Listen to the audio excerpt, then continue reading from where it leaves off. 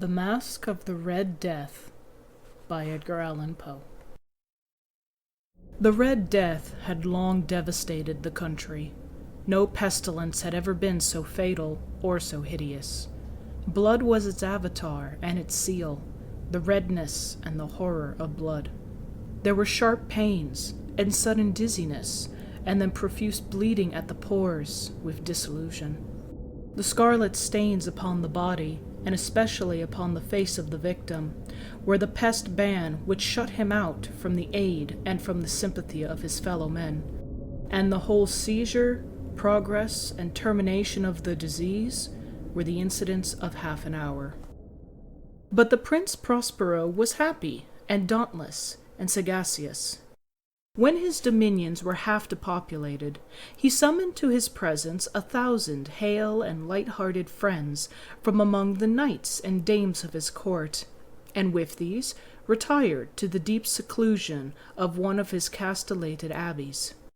This was an extensive and magnificent structure, the creation of the prince's own eccentric yet august taste. A strong and lofty wall girdled it in. This wall had gates of iron. The courtiers, having entered, brought furnaces and massy hammers and welded the bolts.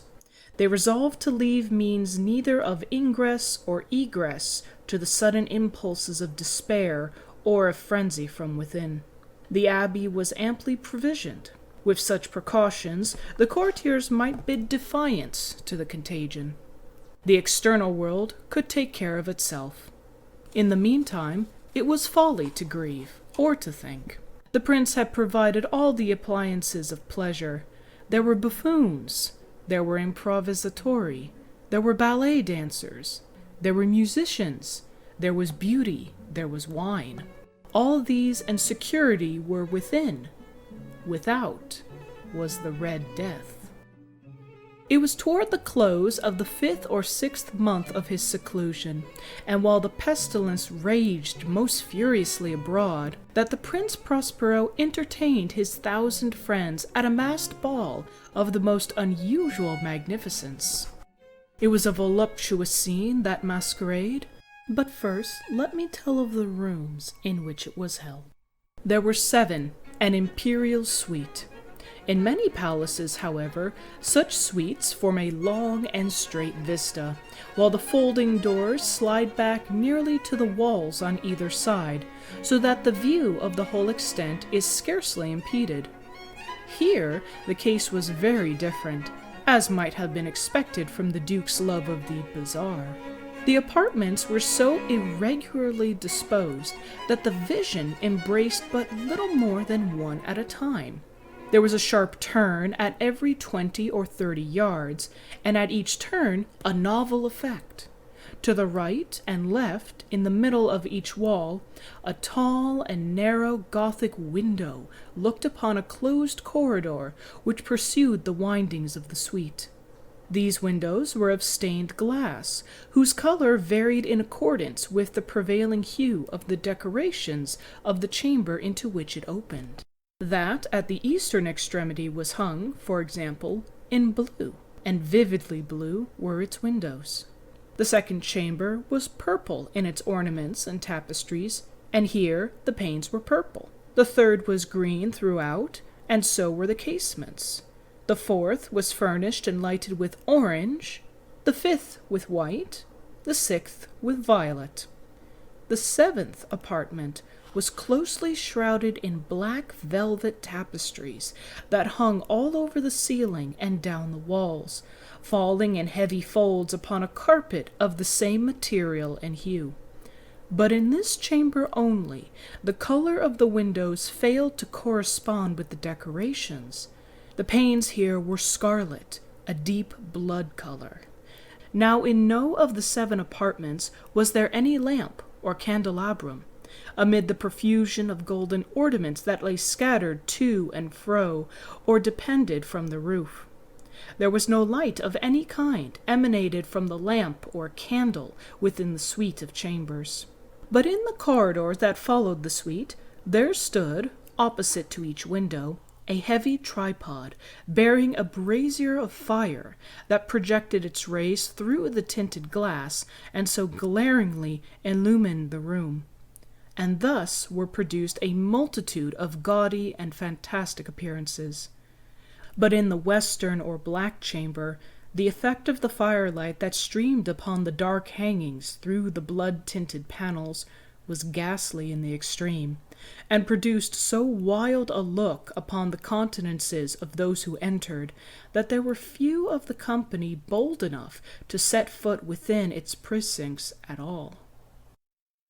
It was in this apartment also that there stood against the western wall a gigantic clock of ebony. Its pendulum swung to and fro with a dull, heavy, monotonous clang, and when the minute hand made the circuit of the face, and the hour was to be stricken, there came from within the brazen lungs of the clock a sound which was clear and loud and deep and exceedingly musical, but of so peculiar a note and emphasis that, at each lapse of an hour, the musicians of the orchestra were constrained to pause momentarily in their performance, to hearken to the sound. And thus the waltzers perforce ceased their evolutions, and there was a brief disconcert of the whole gay company, and, while the chimes of the clock yet rang, it was observed that the giddiest grew pale, and the more aged and sedate passed their hands over their brows, as if in confused reverie or meditation. But when the echoes had fully ceased, a light laughter at once pervaded the assembly. The musicians looked at each other and smiled, as if at their own nervousness and folly, and made whispering vows, each to the other, that the next chiming of the clock should produce in them no similar emotion.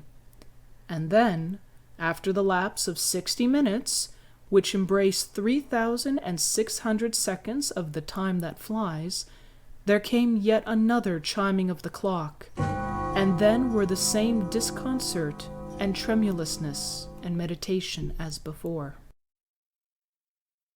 But in spite of these things, it was a gay and magnificent revel. The tastes of the Duke were particular.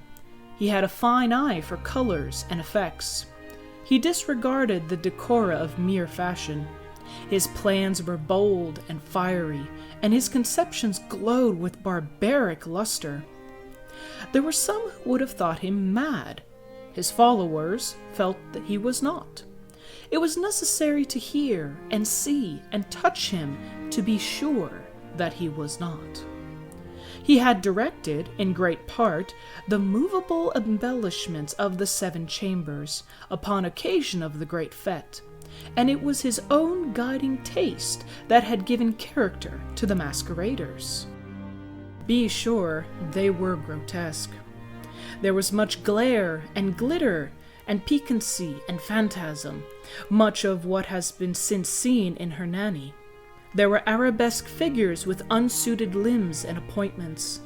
There were delirious fancies such as a madman fashions. There were much of the beautiful, much of the wanton, much of the bizarre, something of the terrible, and not a little of that which might have excited disgust. To and fro in the 7 chambers there stalked, in fact, a multitude of dreams. And these, the dreams, writhed in and about, taking hue from the rooms, and causing the wild music of the orchestra to seem as an echo of their steps. And, anon, there strikes the ebony clock which stands in the hall of the velvet, and then, for a moment, all is still, and all is silent, save the voice of the clock. The dreams are stiff frozen as they stand. But the echoes of the chime die away. They have endured but an instant, and a light, half-subdued laughter floats after them as they depart. And now again the music swells, and the dreams live, and writhe to and fro more merrily than ever, taking hue from the many-tinted windows through which stream the rays of the tripods. But to the chamber which lies most westwardly of the 7, there are now none of the maskers who venture, for the night is waning away, and there flows a ruddier light through the blood-colored panes, and the blackness of the sable drapery appalls. And to him whose foot falls upon the sable carpet, there comes from the near clock of ebony a muffled peal, more solemnly emphatic than any which has reached their ears, who indulge in the more remote gaieties of the other apartments. But these other apartments were densely crowded, and in them beat feverishly the heart of life, and the revel went whirlingly on, until at length there commenced the sounding of midnight upon the clock. And then the music ceased, as I have told, and the evolution of the waltzers were quieted, and there was an uneasy cessation of all things as before. But now there were 12 strokes to be sounded by the bell of the clock, and thus it happened, perhaps, that more of thought crept, with more of time, into the meditations of the thoughtful among those who revelled. And thus, too, it happened, perhaps, that before the last echoes of the last chime had utterly sunk into silence, there were many individuals in the crowd who had found leisure to become aware of the presence of a masked figure who had arrested the attention of no single individual before. And the rumor of this new presence having spread itself whisperingly around, there arose at length from the whole company a buzz, or murmur, expressive of disapprobation and surprise, then finally of terror, of horror, and of disgust. In an assembly of phantasms such as I have painted, it may well be supposed that no ordinary appearance should have excited such sensation. In truth, the masquerade license of the night was nearly unlimited, but the figure in question had out-Heroded Herod, and gone beyond the bounds of even the prince's indefinite decorum. There were chords in the heart of the most reckless which cannot be touched without emotion. Even with the utterly lost, to whom life and death are equally jests, there are matters of which no jest can be made.